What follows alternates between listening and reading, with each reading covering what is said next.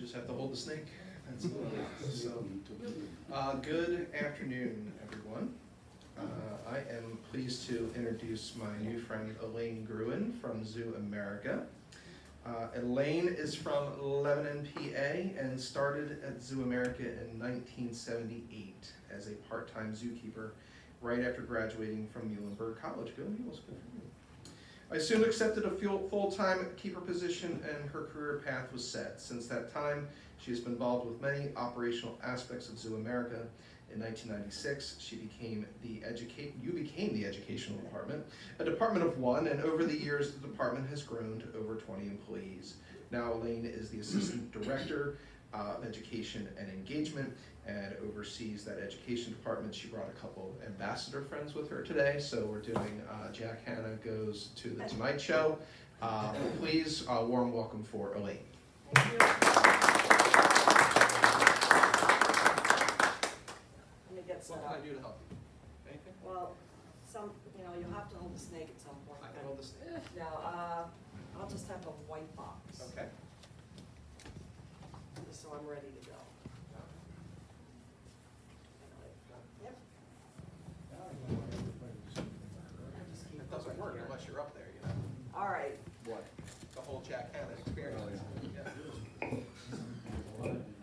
Hi, thank you very much for inviting all of us here today. As I was telling you, I'm a little rusty. I used to do every single outreach program, and now I don't do that anymore. I send the people out to do them.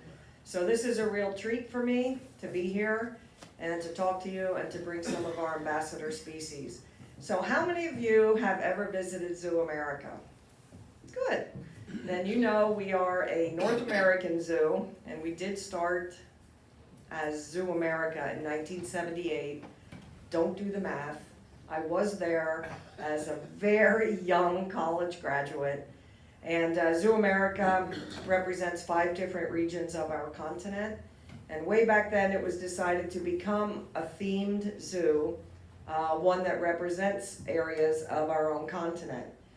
So you can visit the Southwest, you can go to the wetlands of the Southeast, you can visit the Eastern Woodlands where Pennsylvania is located, you can go out to the Big Sky Country, which would be the grasslands, or you can go up into what we call the Northlands, which is Canada and up into the Arctic. We do a lot of educational programs. We do things just like this.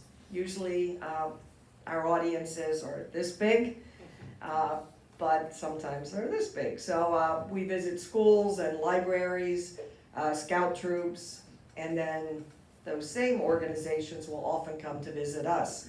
We're about to hit our very busy season, which is field trip season, and we're running nonstop then. Excuse me. I too am a little under the weather, so if I'm coughing, that's why. I'm not infectious, don't worry. It's not COVID. Anyway, we also have a zoo camp in the summer. Thank you. Very good. I thought about that. We have a zoo camp in the summer, and then that is our tourist season when we get lots of business from Hershey Park. When people, if you visit Hershey Park, you can cross the bridge and come into Zoo America for free if you enter through the park. So just keep that in mind. We have conservation projects that we are involved in. Some zoos do have more of a global focus. Our conservation projects and initiatives are more local.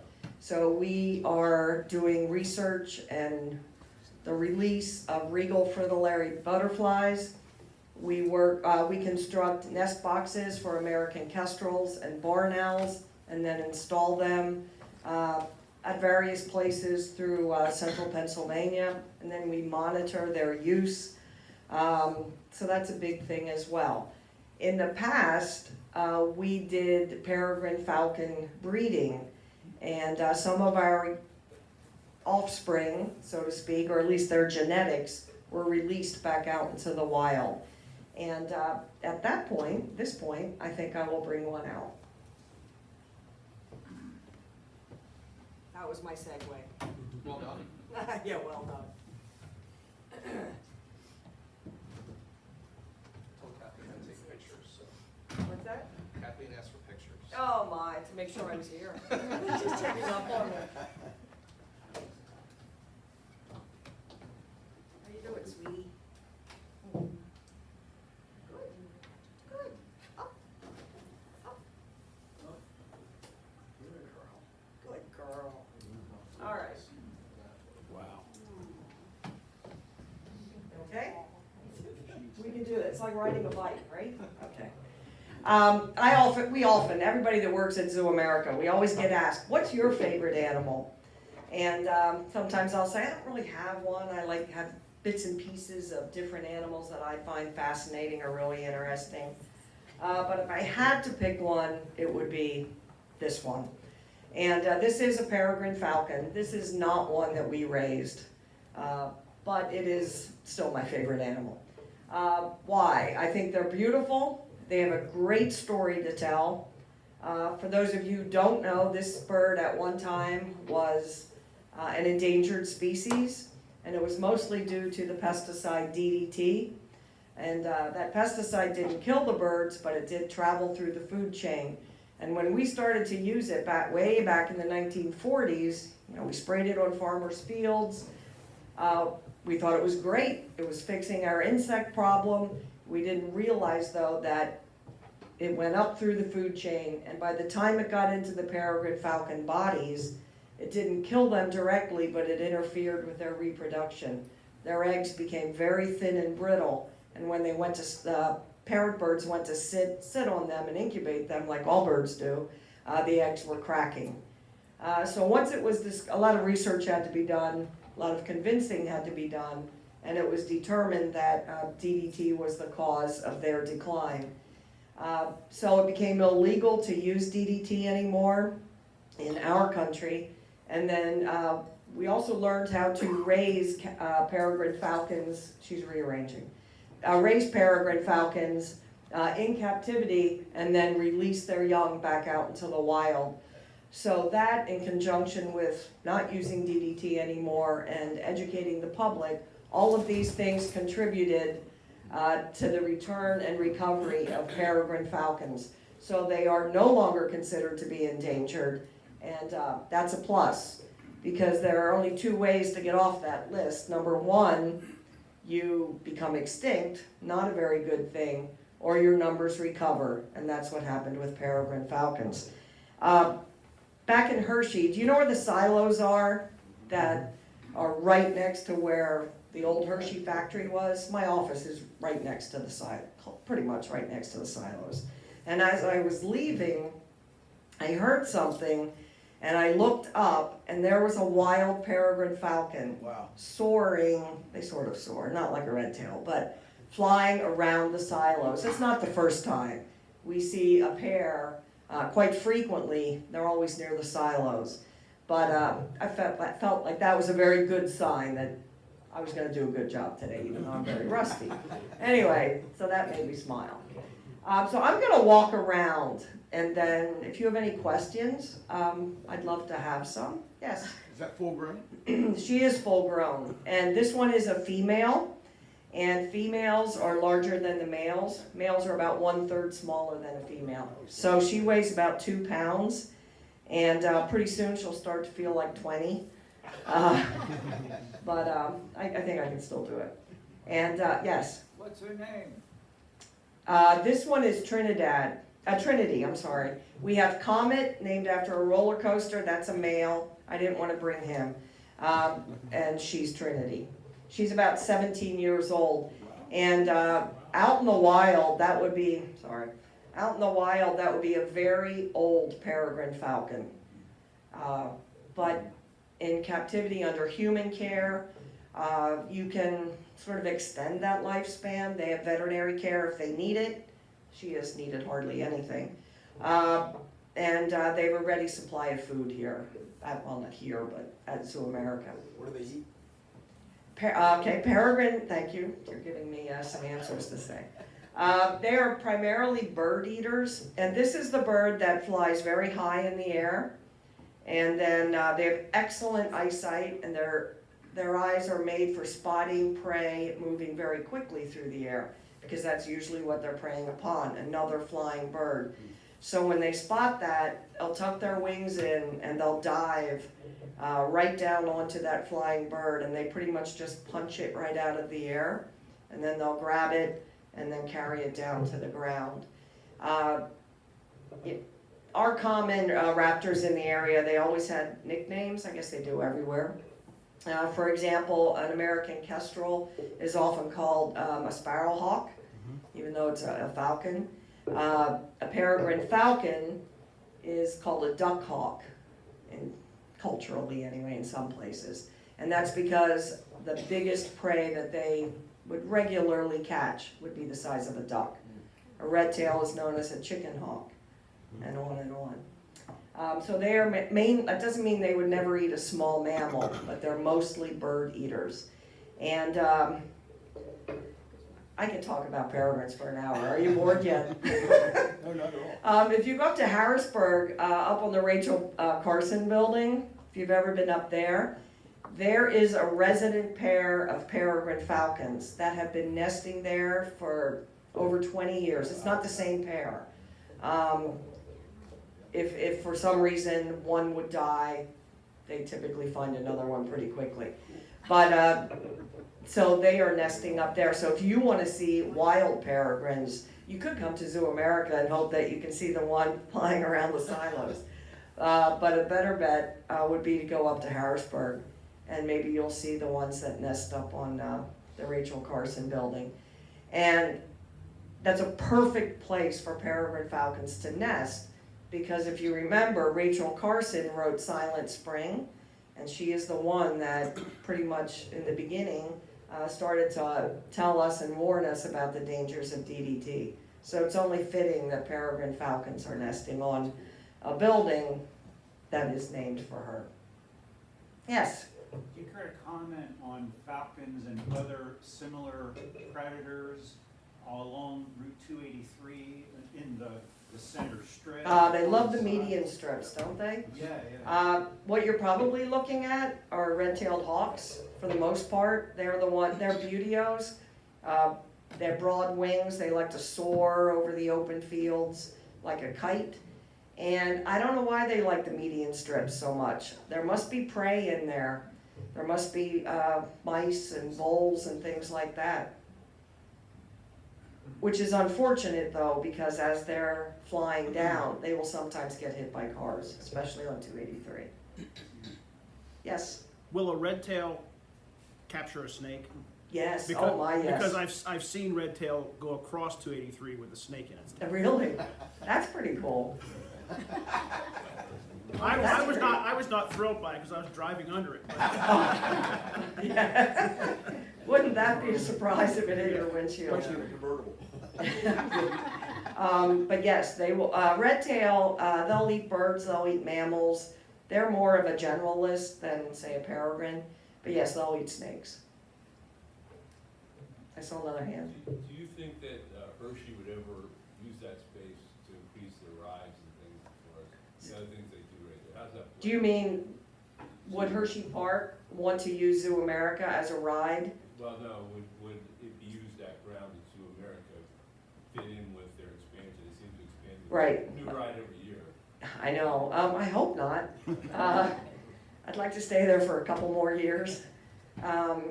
We've never heard that they want to put a ride or expand the ride footprint into Zoo America, but I don't think they will. It's one of the legacy properties. It was started by Milton Hershey, and it was quite different when it was it was just called the Hershey Zoo at that point. It wasn't themed or anything like that, but I can't imagine that they would want to get rid of a legacy property like that. I hope not. I don't think so. Hopefully we're still pretty important. So is your sole funding the Hershey Company? Not the Hershey Company, it's Hershey Entertainment and Resorts. They're separate. Mm-hmm. All right, shall I take a walk? Yeah, sure. All right. There's no, she might poop on the floor. Bathroom humor in every program we do. Darn still There's nice hardwood now, we're all good. I know, I always look at the floor to make sure it's hardwood and not carpet, because it's a lot harder to clean it up after carpet. How long have you had her? 15 years maybe. Okay. She's 17. We've had her maybe 15. Okay. She was, if I remember correctly, a falconer's bird. Okay. And there is something called the falconry experience. You may have heard of Jack Hovley.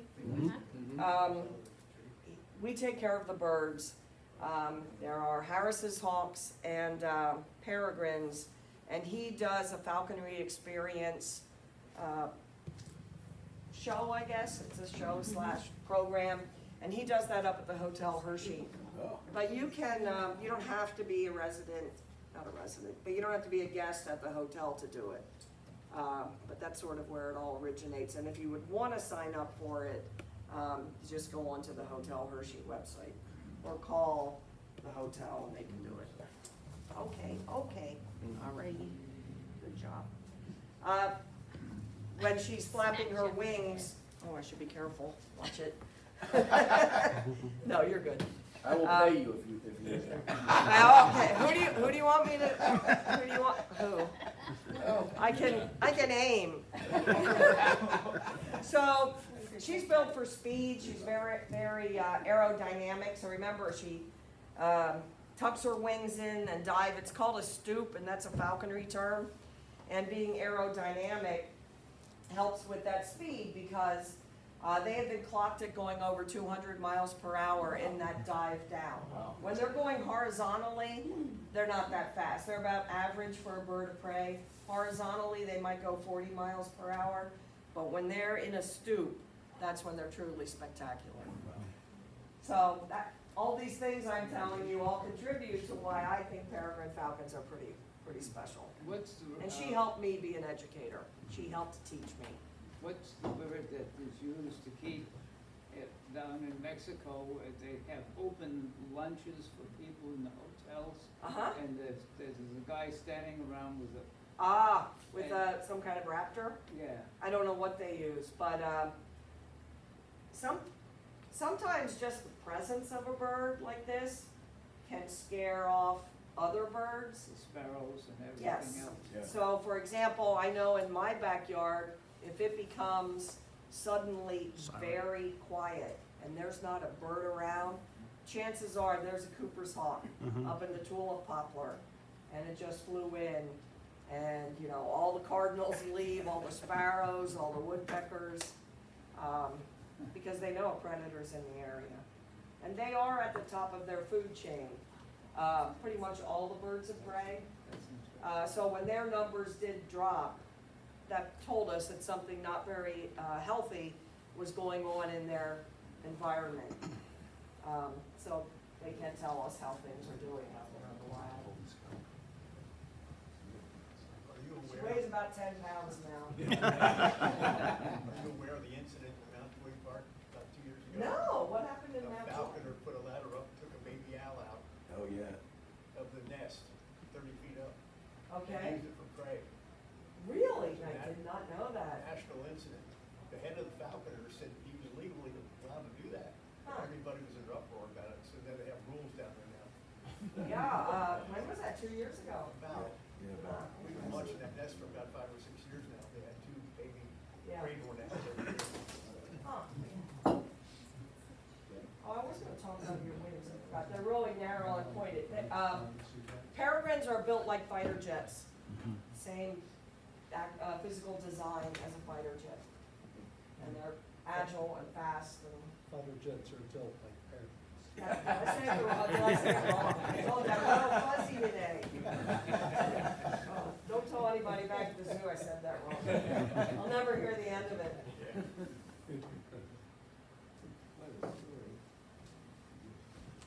We have a variety of ambassador species that we do use for programming.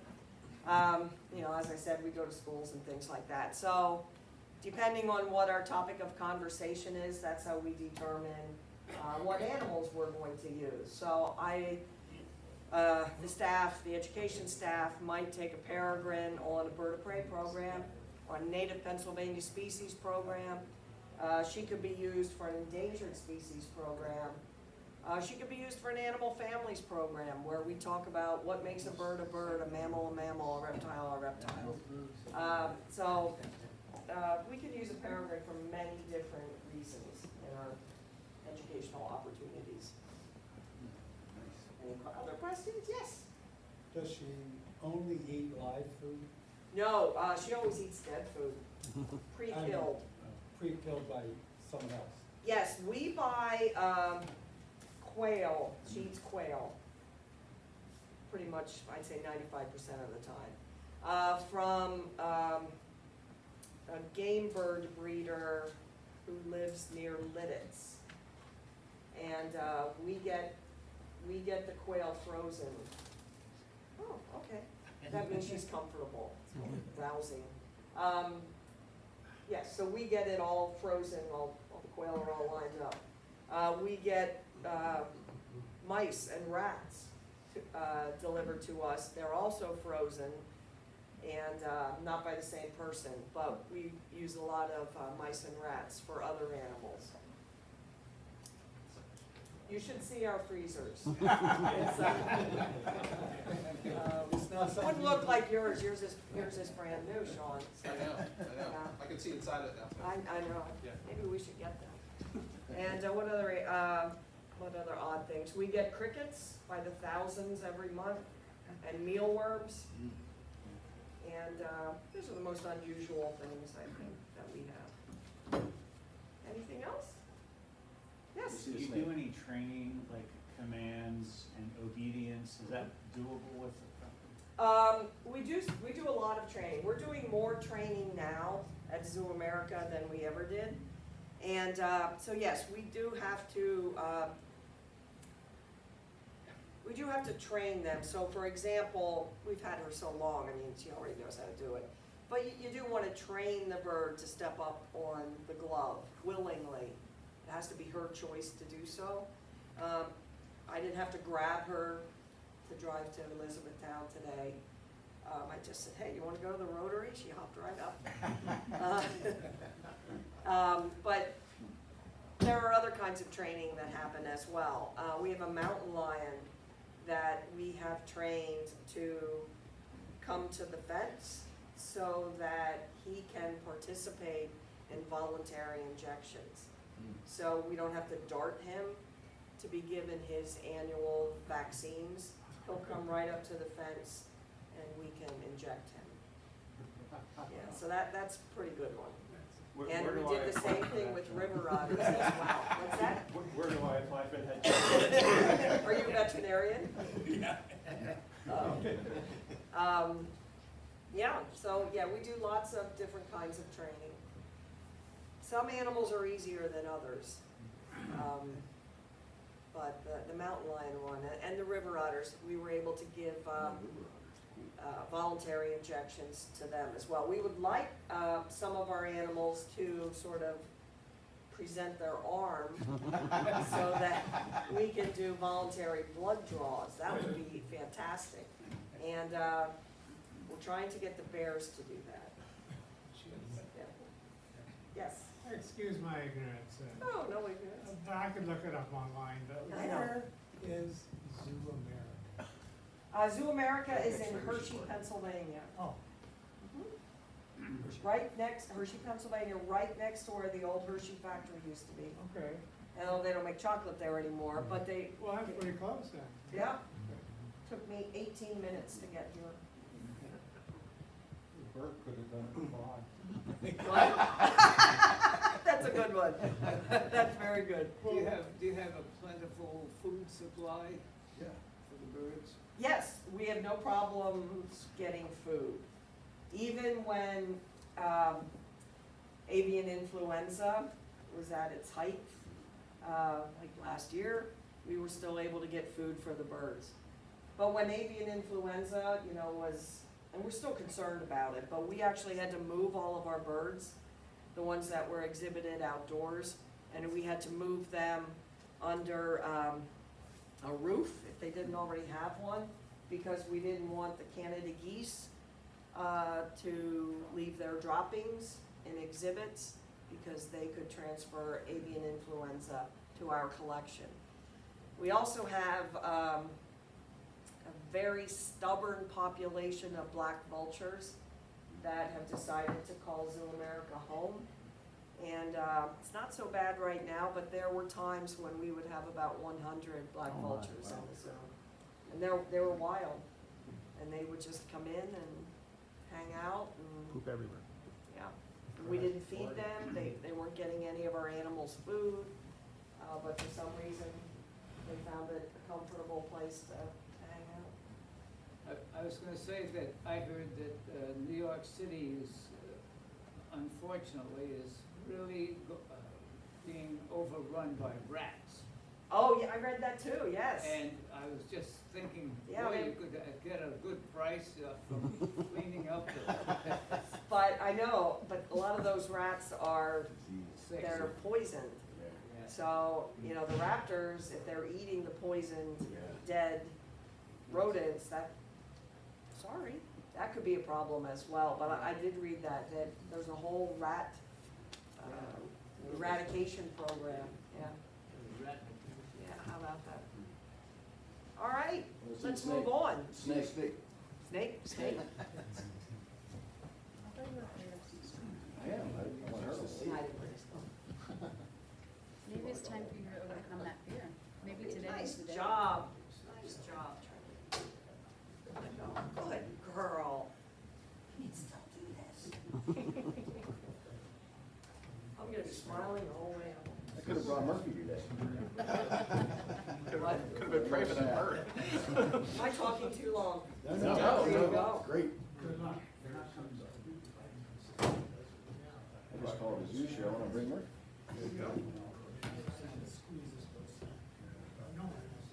Oh, look at you all ready to come out. I was ready to go. What? See who the real men are here in this room. Pass that thing around. No, thank you.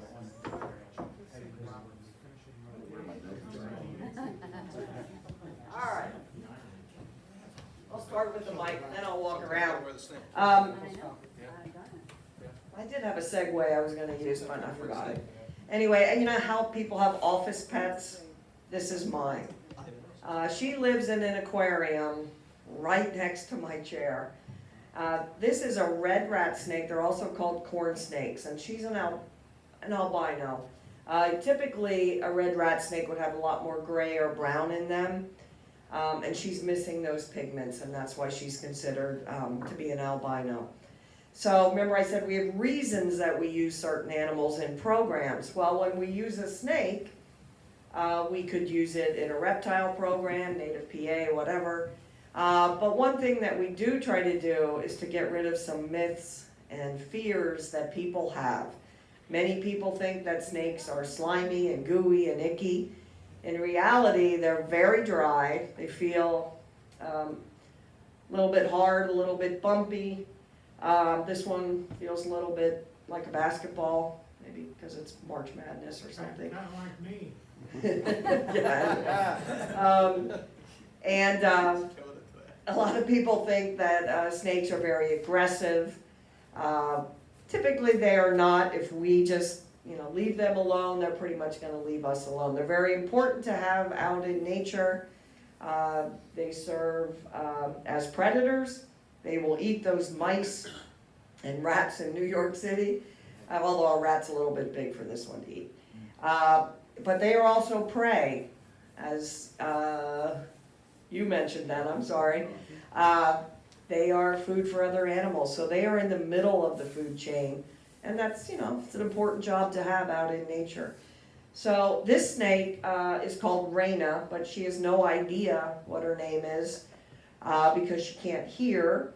Snakes can't hear like you and I can. They can feel vibrations and sense those vibrations on the ground, but to hear like we do, they can't do that. No, you're not going to do that. Their eyes are always open, so when I walk around, I'd like you to look her in the eye. And you can get that close. She's not going to do anything. Their eyes are always open, they have no eyelids, so they're never gonna blink or wink or anything like that. So, that's why we use snakes. So, we'll take a look. What kind of snake is she? A red rat snake or a corn snake, two different. What? Oh, you didn't like them, that's right. She Are you still gonna apologized. put it in my heating I system? leave them alone. Are they preying mostly on mice? Yes, it's usually, yeah, rodents, yes. And is Now, a full-grown rat would be way too big for this snake to eat. They can eat things much larger than the size of their head, but only to a certain point. They can eat a young rat, but never a full-grown rat. Is that, how old's that snake? This was donated to us by a classroom teacher. She was a class pet. The wife of Tim Becker, who, I don't know if any of you know Tim. He's a big birder in the area. So Kathy Becker, who retired, she had to get rid of her office snake, and I said yes. How many people have an office snake? I'd like one. Can I go in the office? You better make sure the chamber board's okay with that. So how do they capture the mice or the rats, or baby rats or? Okay, they use their mouth. They have a really good sense of smell, and that all starts with their tongue. So their tongue, you know, it's wet like ours is, so when that tongue comes out, they're not stinging or hissing or spitting with the tongue. I think kids especially think that's what they're doing. Maybe adults do too. But when that tongue comes out, it can grab onto odors, little molecules of smell, and they attach to the tongue goes back into the mouth, and they stick their tongue up into the roof of their mouth, where there's something called a Jacobson's organ, and from there, messages are sent to the snake's brain, and that tells the snake, oh, I'm on the trail of a stinky smelling mouse, or maybe I'm near another red rat snake, or maybe they might be able to identify if a predator is in the area, if they could recognize that smell. So, to answer your question, they use their sense of smell. Mice always run the same trails, and they smell. And sometimes certain snakes will hang out near those trails and just wait for the next one to come by. Is that a constrictor species? It is, this one's a constrictor. So when it does find a mouse, it will grab it with its mouth, and then in a split second, it will wrap its body around that mouse, and the mouse can no longer take a breath. And then when the snake is dead, that's when it proceeds to eat it. And their jaws are very loosely connected here, here, and down here. And so they can open up their mouth a lot wider than you would think. So they can eat something maybe about the biggest size, the width of the biggest size of their body. Is this snake full size now? Yeah, they never really stop growing. They just grow slower as they get older. Hey, Wayne, put your finger over there again.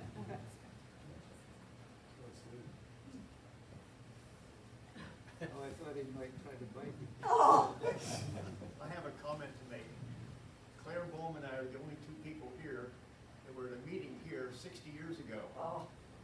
When Ferris Herzog left a snake loose in a presentation. Three snakes. Three snakes. Great, they're rattlers. Three rattlers. Yeah, Oh. we were all up on chairs. Oh, you didn't tell me the rattlesnake part. I thought it was just a harmless. I forgot that. That's a pretty important It one. ended up, Snake history. Yeah. Put that in history. finally, when he got control of the three of them, I looked around the room. I was a sergeant of arms at the time. There was nobody there. The piano roll was there. He cleared 4 rows of Oh, my Rotary word. across the hall. Oh, my. That must have been pretty funny. What a great memory. Take him with you. So what snake questions do you have? I didn't bring any rattlers. You didn't think. No. No, That's okay. I never traveled with rattlers. Yeah, that's a good idea. How many snakes does Zoo America have that are venomous or poisonous, or you don't have any Oh, we do. I'm counting. Probably a lot of species in. We have 3 in the southern swamps. One's a cottonmouth, which is not found in Pennsylvania, by the way. We have an eastern diamondback rattlesnake, and we have a pygmy rattlesnake, which only ever gets to be about this big. And then all of our snakes, all of our reptiles are in buildings. And the other ones we have in the Great Southwest building, we have a western diamondback rattlesnake, a sidewinder rattlesnake, and that's it right now. And copperheads. No, I would love to have a copperhead, because I would like to have a copperhead side by side with an eastern milk snake, because here in Pennsylvania, we have both, and eastern milk snakes can be misidentified as copperheads, and sometimes they get needlessly killed because of that, but we don't. Did you see recent, I think it was this week, that they seized like 100 Oh, yeah. venomous snakes up in Aliquippa? No, I didn't. It was a snake rescue place that was operating illegally How out of was its that out house. near Pittsburgh? Yes, yes. And there was, and they only found it because they called for an ambulance because a guy died in there. Now, they didn't release why he died yet, they don't know what Huh. his cause of death was, but there were over like 200 or 300 snakes, No, I of didn't which hear they that. seized the 100 venomous snakes. That was Huh. just this week. Okay, I'll check it, I'll look it So up. Google snakes in Aliquippa. All right, yeah, Aliquippa. Can snakes breathe underwater? No. Even the snake, like water snakes and cottonmouths are often near, they live in and around the water. No, in order to breathe, they have to come up. Because we had one come up through our sewage into our toilet one time and just wondered Yeah, it was holding its breath. Surprise, surprise. That's why my wife doesn't like snakes. She discovered it. That would be startling. Keep flushing it, so it would be there in your job. Jeff Ryder was the one who had to take it out. It was probably holding its breath. Okay, just wondered. Because if they were breathing, I mean, it would go into their lungs, so. And they have organs just like us, they're vertebrate animals.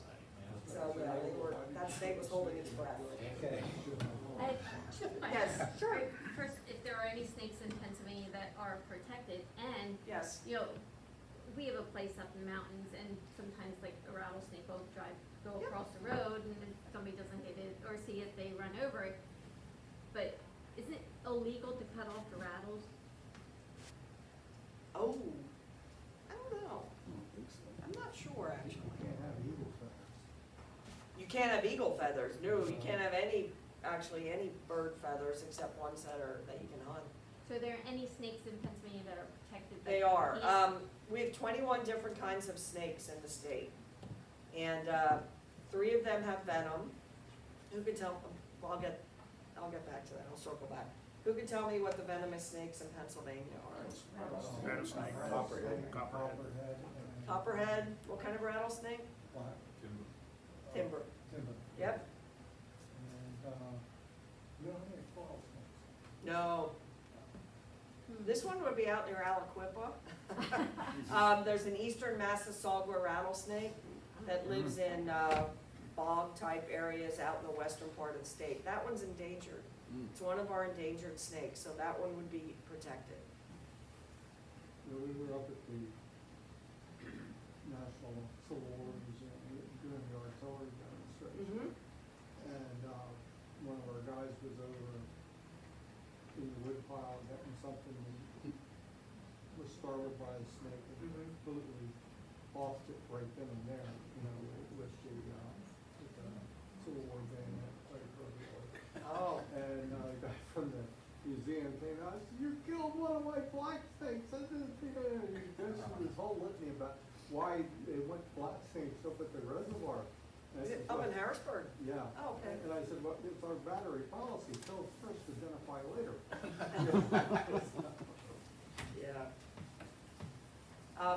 You had a second question, I think. I asked about Did the I- rattles. Oh, the rattles, yes. Yeah, that's a good question. My husband always said that. I'd like to prove him wrong. I am not The in the duty of middle of everyone. No, I that. didn't. You could just tell him, So at She least once a didn't day know. I've gotta do it. any other questions? Good job. Thank you very much. This was a lot of fun. So thank you.